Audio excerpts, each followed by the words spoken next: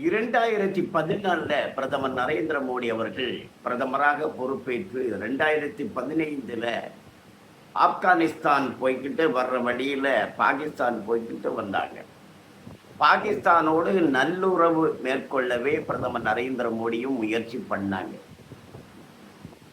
ஆனா பாகிஸ்தான்ல இருந்து வந்த பதில் என்னன்னா பயங்கரவாத தாக்குதல், கெடுதல் தான்.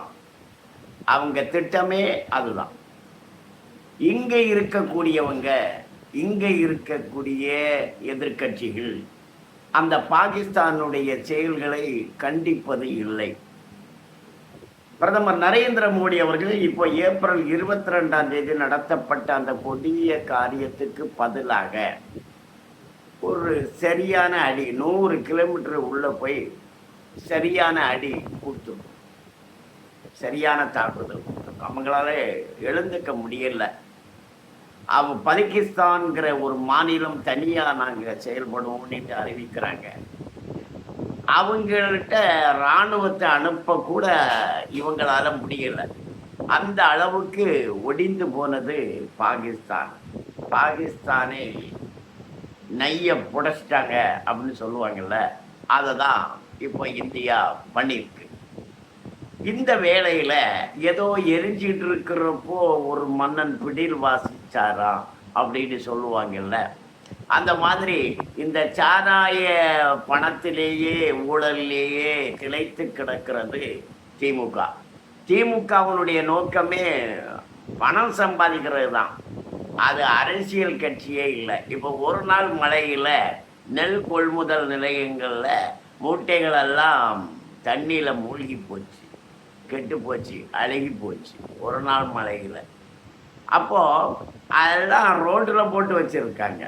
அதுக்கு ஒரு மேடை கட்டி ஒரு கூரை போடலை. இவங்களுடைய நோக்கமே, திமுகவுடைய நோக்கமே பணம் சம்பாதிக்கிறது தான். இந்த காலகட்டத்தில் தமிழகத்தில் இருக்கக்கூடிய, இந்தியாவில் இருக்கக்கூடிய முஸ்லிம்களுக்கு ஒரு கோரிக்கை இருக்கிறது. ஓவைசி எதிர்த்து போராடுகிறார், மற்றவர்களும் குரல் கொடுக்கிறார். ஆனால் அங்கே இருந்து வரக்கூடிய, பாகிஸ்தானில் இருந்து வரக்கூடிய பயங்கரவாதி என்ன சொல்றான்னா, இந்துக்கள் வாழும் தகுதி இல்லாதவர்கள், நாங்கள் தாக்குவோம் என்று சொல்றாங்க. இங்கே இருக்கக்கூடிய முஸ்லிம்கள் என்ன சொல்றாங்க?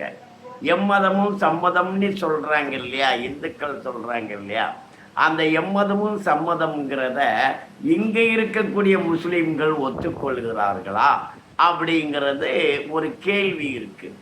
ஏன்னா நாம இணைஞ்சு இருக்கிறோமா, நாம பாகிஸ்தான் முஸ்லிம்களுடைய கொள்கையைத்தான் ஆதரிக்கிறோமா அல்லது அதை நாம எதிர்க்கிறோமா அப்படிங்கிறத நம்ம வெளிப்படுத்தணும். ஏன்னா நம்ம கிட்ட இருந்து நிறைய குரல் வருது, தண்ணியை திறந்து விட்டுருங்க, பாவம், மன்னிச்சிடலாம் அப்படின்னுக்கிட்டு நிறைய குரல் இங்கிருந்து கிளம்புது. அப்போ இங்க இருக்கக்கூடிய மதம் மாறிய முஸ்லிம்கள், நம்முடைய சகோதரர்களுடைய நிலைப்பாடு என்ன? பாகிஸ்தான் முஸ்லிம்களுடைய நிலைப்பாட்டுக்கும் அந்த பயங்கரவாதிகளுடைய நிலைப்பாட்டுக்கும் எந்த அளவுக்கு நாம எதிராக இருக்கிறோம்? நம்முடைய பண்பு என்ன? நாம நிறைந்து கொள்கிறோமா, நாம் இணைந்து கொள்கிறோமா? எம்மதமும் சம்மதம் என்கின்ற இந்துக்களுடைய கொள்கையோடு முஸ்லிம்கள் ஒத்து போகிறார்களா என்பதை நம்ம ஒரு முஸ்லிம்கள் விளக்க வேண்டிய அவசியம் இருக்கிறது. வணக்கம்.